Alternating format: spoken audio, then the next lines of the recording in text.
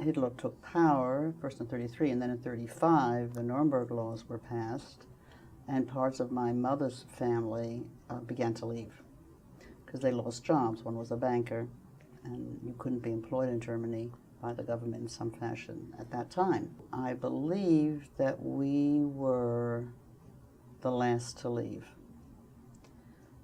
Because my father was an international businessman, he had a passport. So he was used to a lot of freedom in Europe.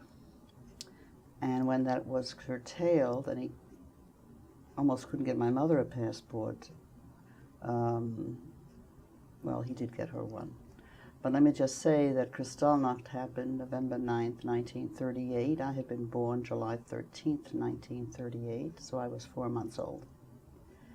And as you know, German thugs basically, as I'm told, came to the house with clubs and broke everything in sight, including the crystal and crystal chandeliers, and hence Kristallnacht got its name. My father insisted that he get a passport then from my mother, and 2 days later we left for Paris, France.